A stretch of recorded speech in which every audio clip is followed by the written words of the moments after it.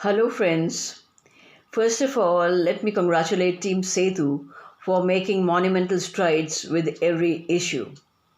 It is indeed an honor for me to be associated with Setu and team right from the time it started building bridges and bringing writers from different parts of the world together. I just heard that it has now a readership of more than 3 million.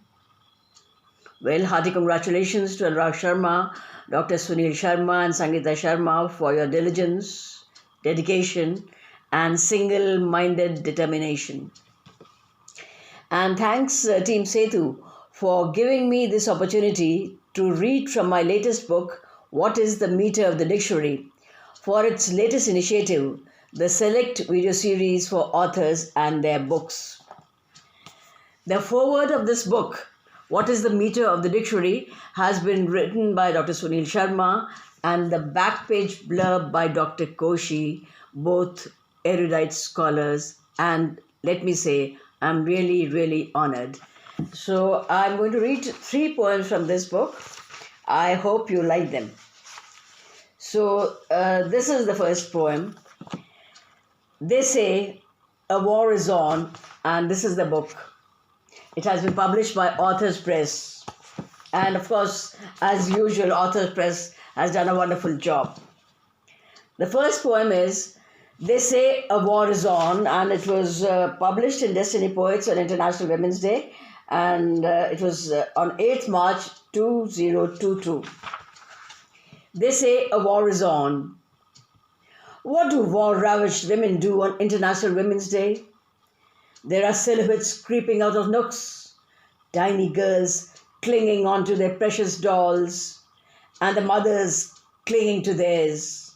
Scared out of their wits, they cast petrified looks at their tiny, pigtailed, sobbing dolls. A ghostly dread fills the surroundings. Ignoring their bruises and gashes, they dash crashing against each other towards improvised shelters, faces reflecting a deathly pallor. Is it some raucous maniacal rage, or just the spillover effects of a demonic age?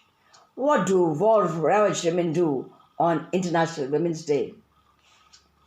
One wipes another's tears while quelling her own fears, dodging the flying glass and burning shrapnel, shielding her innocent offspring from traumatic senselessness, not yielding to her own fears and tears, frantically fleeing death and destruction, desperately praying for protection against this weird celebration of violence.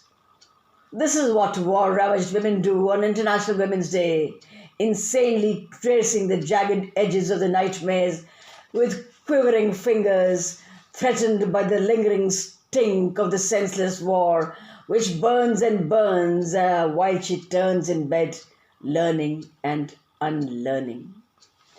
So, and the second poem is Look Mommy, and it was recited and written on World Autism Day, April 2nd, 2022, in response to a prompt in the Facebook group, The Significant League. Now it is part of this book. Look, Mommy, for the blue roses. Look, Mama, look, Papa, how I splash the hues of love, while that tiny dove looks lovingly at me. It is a dove, isn't it? So pure and quiet. What is the difference between the dove and the pigeon? What is the difference between me and the others? Me and the others both have mothers and fathers too. So where lies the difference? Why am I different? Look how affectionately it looks at a blue rose. Roses are nice. No, so are doves. You often call me a little dove, Mommy. How I love you, Mommy. How I love you. I really do. Yes, I too am quiet. I too am quiet. But my heart speaks volumes when I see you beaming delight at my small victories of life. I know you understand the language of my beams. When I carry my glass to the kitchen slab, when I make a victory sign, when I pull up my socks, when I paint little houses with lakes, my heart does 1,000 cartwheels When I see you and Papa sitting close together and smiling, talking, smiling, smiling, talking, talking, smiling, sometimes frowning too. Please keep smiling. Don't worry about me.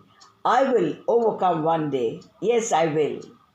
Even when you're not around, I'll teach the meaning of innocence and purity to the world. The world will sit back and listen.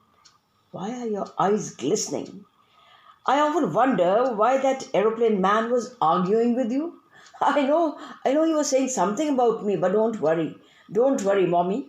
I do not like planes anyway, but I do like flying. I do like flying, and I fly in my dreams and smile. Look, mommy, I hold the world in my palm. Some people in this world look quizzically at me. What are they trying to find out, huh? What are the questions hovering on their lips? You know, mommy, I have seen the cat smile at me, the dog look lovingly at me, the pigeon yodel only for me. But why do these people look at me with questions in their eyes? They are questionable people. Look, mommy, how the birds sing songs for me. Such beautiful songs. There is beauty everywhere, mommy. There is love everywhere, mommy. I love everyone. I love everyone. Love is me. Love is me. Thank you. And there's another poem I want to read, and this is I Could Not Breathe, and this is on page 134. I could not breathe. The heat was killing me, filling me with frustration. Not a leaf moved. I could hear the watchman's cane tapping the tattoo on the hot concrete. Tired feet plodding on, bored of the daily routine of the streets, deserted and lonely and airless. I couldn't breathe. I seethed in rage.